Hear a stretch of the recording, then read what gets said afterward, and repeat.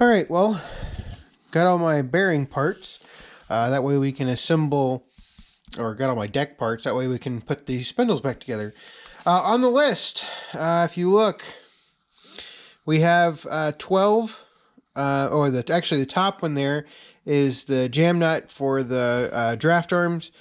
Then we have the 2 ball bearings. Those are for the JD9296. Those are the 2 bearings for the idlers. We have 2 seals. Those are actually seals, and the gasket underneath it, those are for the 60 HD blower for the 1445, so that's not anything to worry about here.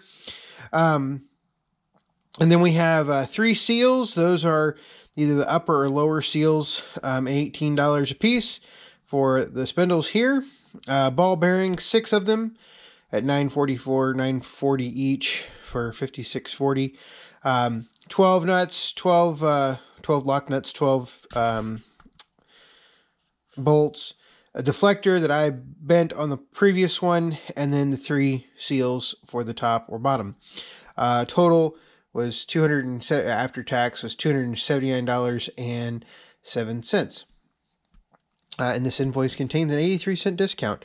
I found that generally if my dealer has to order stuff, I don't get a discount. So most all of this, except the ball bearings, had to be ordered. So, but yeah, that's the cost of the parts. Like I said, only thing on there is a $27.69 for the seals, and that's for the HD blower. So put that aside, and we can work on rebuilding these.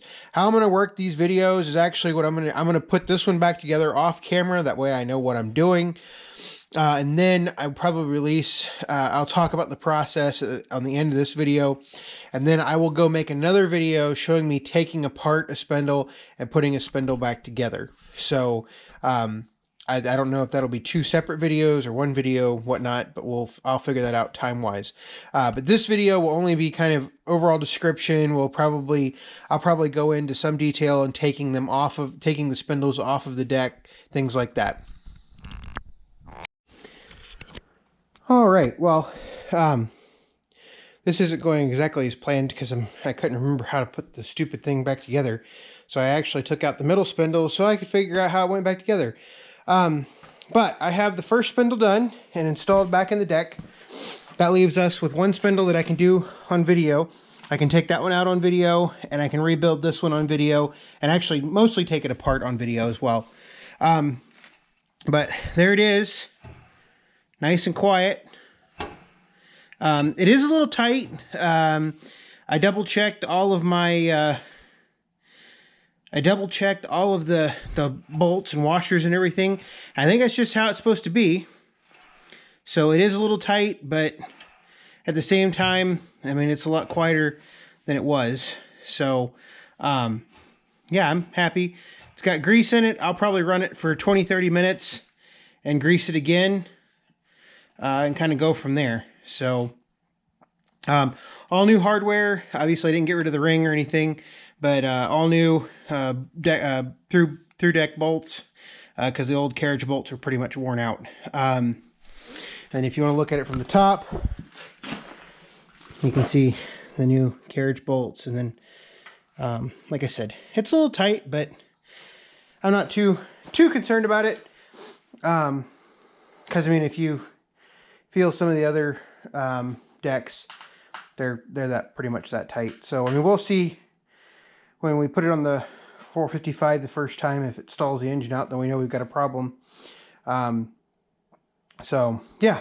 So let's take that spindle off right there. So what I've already done is I've already removed the nut, of which is now missing. And here, let's just for fun. Yeah, I mean, see, that one doesn't even, if you try to do anything to it, it doesn't even really like to spin. It just kind of sits there. So what we're going to do is I'm going to try to take those nuts off. They're 15 millimeters. 15 millimeter. I don't know if I'll be able to take them off. What's been happening is they've been spinning off. The carriage bolt head basically busts and it spins off. So it's one of those deals that I end up grinding it off after I get a little bit of room in there. So what I'll do is I'll set the camera up and I'll show you doing that, and we'll go from there.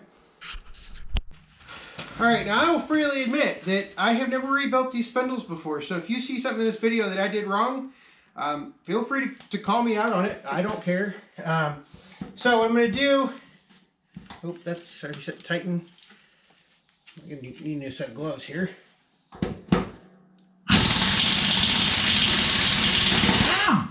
So what happened just then is it basically decided the carriage bolt gave up and just started spinning.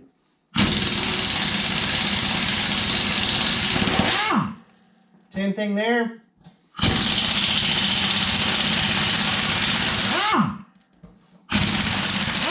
Hey, got that one all the way off. That's exciting.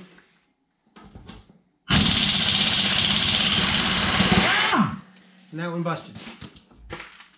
And all it is that shoulder on the carriage bolt busts. So now what we'll do, and you know, the safety people can yell at me, but this is how I do it. Now that these are, I mean, obviously you can, that one right there is done. But what we're gonna do is, first I have to move this.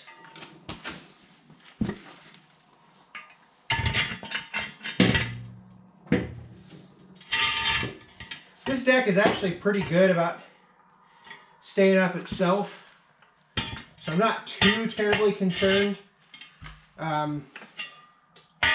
with the deck falling over on me. I just have that there because I've got it braced in the back as well. So like I said, I'm not too terribly concerned about falling over. Here what we're going to do, we're going to come in here and remember what way your grinder head rotates. Got the shield on, keep the charge out of my eye. Pull these as far through as you can, and we'll just grind them off.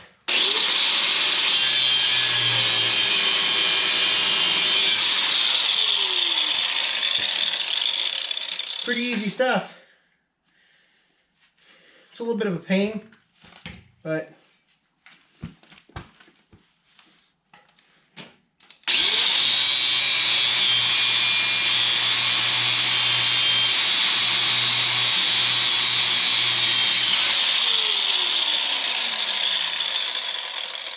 and you can see that you do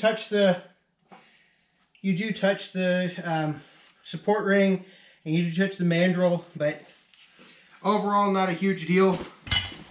I gotta get on the other side here.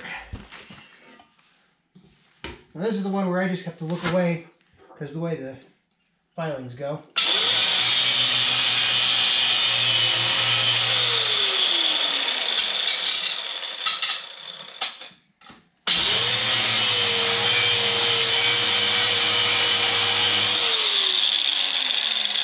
Now generally what you can do to reduce the amount of filings that end up in your face is generally once you're part of the way through, you can just kind of tap it off like that.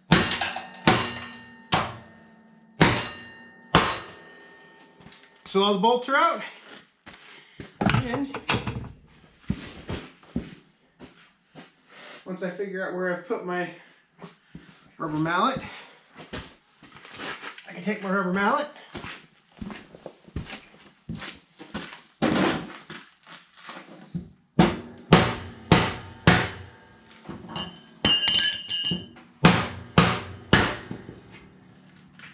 and there you go. That's the spindle. Now we can finish taking it apart.